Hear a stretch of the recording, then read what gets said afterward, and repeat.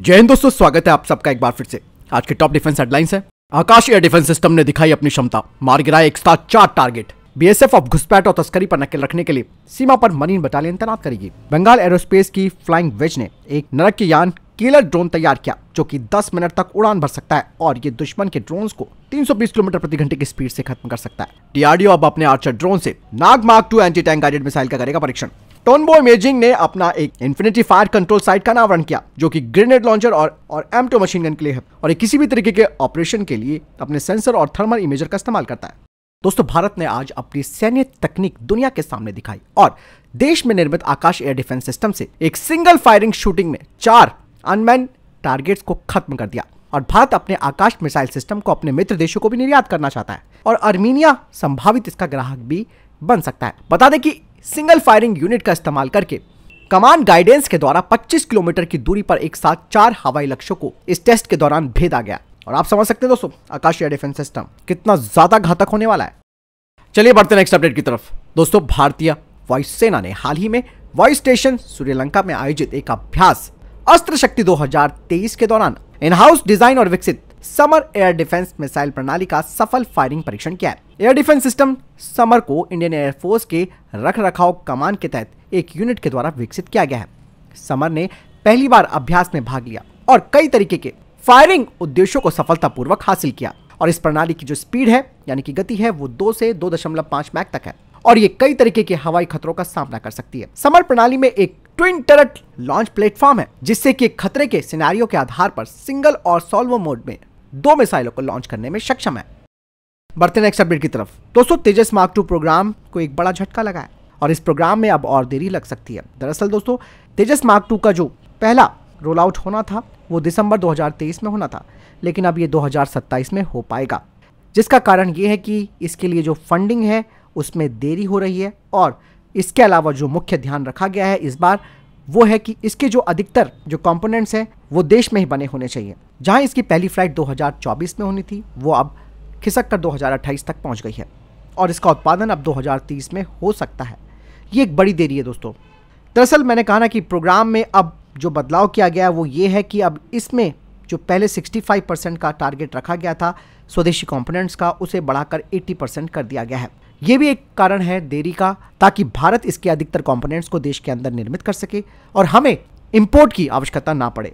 यानी कि दोस्तों, अब भारत के लिए 114 MRFA फाइटर जेट्स बहुत ज़्यादा ज़रूरी हो जाते हैं। आपको क्या लगता है? कमेंट सेक्शन में लिखकर जरूर बताइएगा।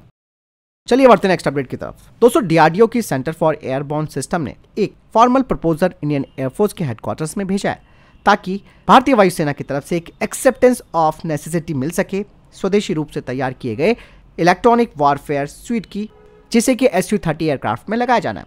और भारतीय वायुसेना दोस्तों पहले से ही स्ट्रिक्ट डेडलाइंस यहां पर रख चुकी है मॉडिफाइड Su-30 की फ्लाइट टेस्टिंग को लेकर। और इसी वजह से दोस्तों सेंटर फॉर एयरबॉर्न सिस्टम ने भारतीय वायुसेना को यह प्रपोज किया है कि आधिकारिक प्रोजेक्ट सैंक्शन होने से पहले इस फाइटर जेट के डिटेल डिजाइनिंग एक्टिविटीज में इलेक्ट्रॉनिक वॉरफेयर स्वीट को इंस्टॉल किया जाए।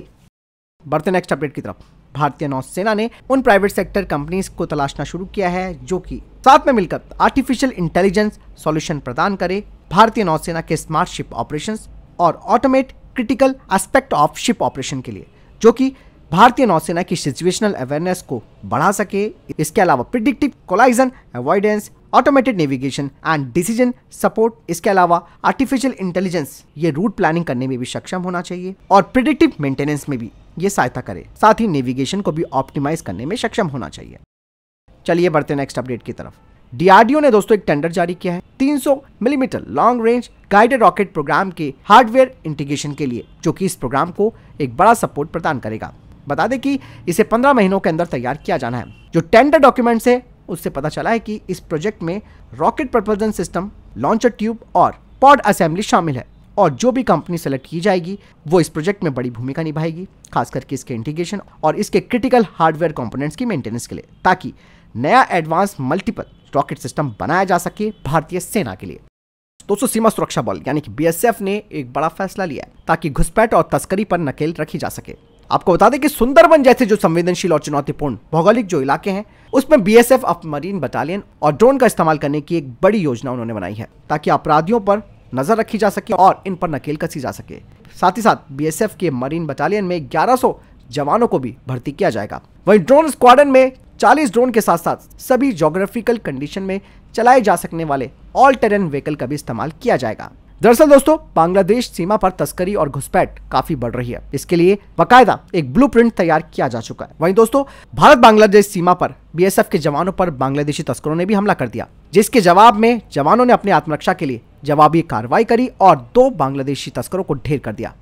बढ़ते नेक्स्ट अपडेट की तरफ। इंडियन नेवी की तरफ से कहा गया है कि उन्होंने मल्टी रोल MS-60R हेलीकॉप्टरों के पायलटों की जो ट्रेनिंग है उसे देश में ही सफलतापूर्वक पूरा कर लिया है।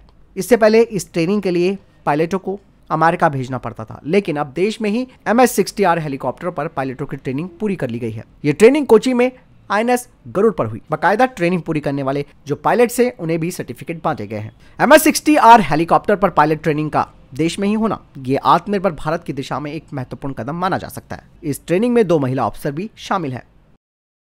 बढ़ते नेक्स्ट अपडेट की तरफ। दोस्तों, आज एक बड़ा धमाका महाराष्ट्र के नागपुर में हुआ और इस धमाके में 9 लोगों की जान चली गई और कई लोग घायल हैं। दरअसल ये जो विस्फोट था वो सोलर इंडस्ट्री की कास्ट बूस्टर यूनिट में हुआ और मृतकों में 6 महिलाएं और 3 पुरुष शामिल हैं। आपको बता दें कि ये जो कंपनी है दोस्तों, वो भारतीय रक्षा बलों के लिए एमुनिशन के साथ साथ ड्रोन को तैयार करती है। सोलर इंडस्ट्रीज की तरफ से भी कहा गया है कि ये घटना सुबह हुई, वो जब रक्षा उत्पादों को पैक कर रहे थे। ये विस्फोट दोस्तों काफी तेज था। वहाँ मौजूद अन्य कई जो मजदूर थे वो गंभीर रूप से भी घायल हो गए।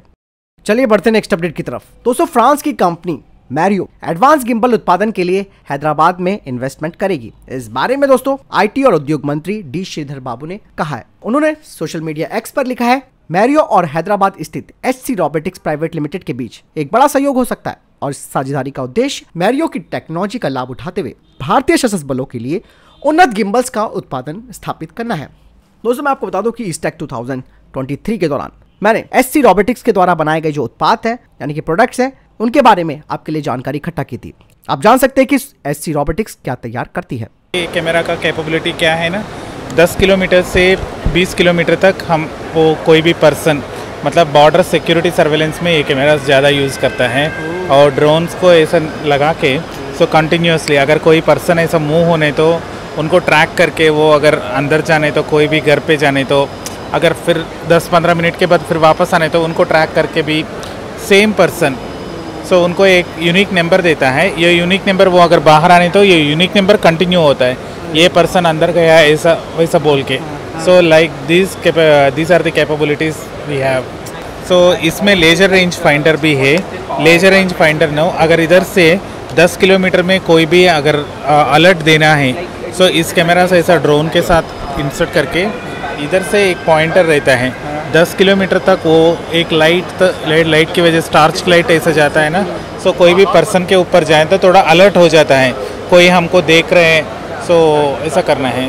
दोस्तों, भारतीय वायुसेना ने मानव रहित हवाई वाहनों के खिलाफ अपनी सुरक्षा को मजबूत करने के लिए 3 महत्वपूर्ण प्रणालियों के लिए रिक्वेस्ट फॉर प्रपोजल जारी किया। तीनों प्रणालियों को भारतीय वायुसेना की जो मौजूदा एयर डिफेंस, कम्युनिकेशन और एंटी ड्रोन नेटवर्क हैं उनके साथ इंटीग्रेटेड किया जाना चाहिए। यही नहीं, इसके अलावा इन्हें छतों या फिर अन्य स्थानों पर भी तैनात किया जाना चाहिए। और ये खरीद ड्रोन के बढ़ते खतरों का मुकाबला करने, महत्वपूर्ण बुनियादी ढांचे और कर्मियों की सुरक्षा करने के लिए भारतीय वायुसेना की क्षमताओं को मजबूत करता है। इन प्रणालियों में counter unmanned aircraft system, micro munition system, kamikaze drone system आदि इसमें शामिल है। दोस्तों, उत्तराखंड पर्यटन को भारत का पहला जायरोकॉप्टर मिला है और इस जायरोकॉप्टर के माध्यम से हिमालय दर्शन जल्दी शुरू होंगे और यह हरिद्वार से उड़ान भरेगा। बता दें कि फिलहाल इस अत्याधुनिक जायरोकॉप्टर के परीक्षण शुरू किए जाएंगे। ये भारत की पहली ऐसी सेवा होने जा रही है। तो फिलहाल ये थे अभी तक के टॉप डिफेंस और स्पेस अपडेट्स। वीडियो के संबंध में कोई प्रश्न, जवाब, आपको कोई सवाल है, कमेंट सेक्शन में लिखकर जरूर पूछ सकते हैं। मिलता हूं नई जानकारी के साथ। वीडियो को लाइक और शेयर जरूर कीजिएगा। जय हिंद, वंदे मातरम।